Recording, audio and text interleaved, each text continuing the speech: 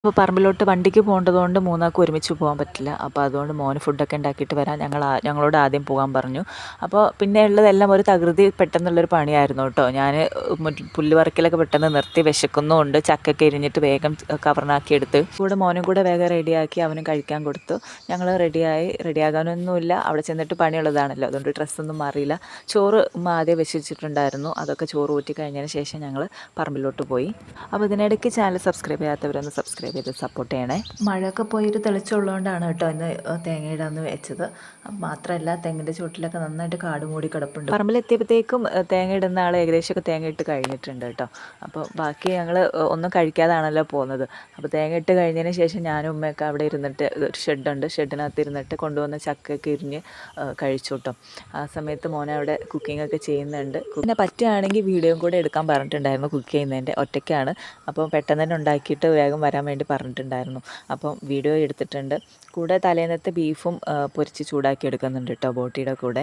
തൽക്കാലം നന്നായിട്ട് വിശപ്പൊക്കെ മാറ്റിയതിന് ശേഷം പറമ്പിൽ തേങ്ങ ഇട്ട് കഴിഞ്ഞതൊക്കെ പിറക്കി കൂട്ടാണ് കേട്ടോ. മോൻ വരുമ്പോഴത്തേക്കും പൊളിക്കാൻ വേണ്ടിയിട്ട്. അപ്പോൾ പിറക്കി കൂട്ടിലെല്ലാം പറമ്പിലൊക്കെ ചുറ്റി നടന്ന് പിറക്കി കൂട്ടി. പിന്നാലെ മോനും കുഞ്ഞും നടക്കുന്നുണ്ട്, കുഞ്ഞിൻ്റെ പിന്നാലെ ഉമ്മയുണ്ട്. അങ്ങനെ ഒരു ഇതൊക്കെ പിറക്കി കൂട്ടി കഴിഞ്ഞപ്പോഴേക്കും മോൻ വന്നു കേട്ടോ. ഉച്ചയ്ക്ക് ചോറ് ഞങ്ങൾ വന്നപ്പോൾ കൊണ്ടുവന്നിട്ടുണ്ടായിരുന്നു, അതിലേക്കുള്ള കറികളെല്ലാം കൊണ്ടുവന്നിട്ടുണ്ട്. കൂടെ അവിടെ കിണർ നമ്മളെ വീട്ടിൽ കിണറില്ല കേട്ടോ. ഇവിടെ നല്ല വെള്ളം കിട്ടുന്ന നല്ല കിണറൊക്കെ ഉണ്ട്. അങ്ങനെ കൈയൊക്കെ എല്ലാം കഴുകി വൃത്തിയാക്കി, ഉമ്മാനെയും കഴുകി വൃത്തിയാക്കി കുഞ്ഞിനും ചോറ് കൊടുത്തു. അങ്ങനെ ബീഫ് പൊരിച്ചതും ബോട്ടിയൊക്കെ ആയിട്ട് ചോറ് കഴിച്ചു കേട്ടോ. കുഞ്ഞിനെയും ചോറ് കൊടുത്ത് ഉറക്കി. അവനെ ഉറക്കിന് ശേഷം ഞങ്ങൾ തേങ്ങ പൊതിക്കാൻ നിന്നു. ഞാനാണെങ്കിൽ മുകളിലെ പറമ്പിൽ തേങ്ങ കൂട്ടിയിട്ടുണ്ടായില്ല, അത് പെറുക്കി കൊണ്ടുവന്നു. മോൻ തേങ്ങ പൊതിക്കുന്നുണ്ട്. കാടുള്ള കാരണം പെട്ടെന്നൊന്നും തേങ്ങ പെറുക്കിയെടുക്കൽ നടക്കുന്നില്ല കേട്ടോ. ഡബിൾ പണിയാണ്. അതിനുള്ളിൽ കത്തി വെച്ച് തപ്പി നോക്കിയിട്ട് എടുക്കണം കേട്ടോ. എവിടേക്കാണ് പോയി കിടക്കണമെന്നൊന്നും അറിയില്ല, അതുകൊണ്ട് തന്നെ ഡബിൾ പണിയായിരുന്നു. ശേഷം ഞാൻ കുറച്ചൊക്കെ റെസ്റ്റ് എടുക്കുമ്പോൾ കുറച്ച് അവിടെ ഒരു മുളച്ച് തേങ്ങയൊക്കെ ഉണ്ടല്ലോ, വെറുതെ ഇരിക്കണമല്ലോ. അപ്പം അതുകൂടെ തേങ്ങയൊക്കെ പൊട്ടിച്ച് കഴിച്ചു. പൊങ്ങൊക്കെ ഉണ്ടായിരുന്നു, പൊങ്ങൊക്കെ ഇരുന്ന് കഴിച്ചു. ഭയങ്കര രസമായിരുന്നു കേട്ടോ ഇവിടുത്തെ ഫുഡൊക്കെ ഇവിടെ കൊണ്ടുവന്ന് കഴിക്കലും. പണ്ടത്തെ ഒരു മെമ്മറിയിലോട്ടൊക്കെ പോയി ഭയങ്കര രസമായിരുന്നു.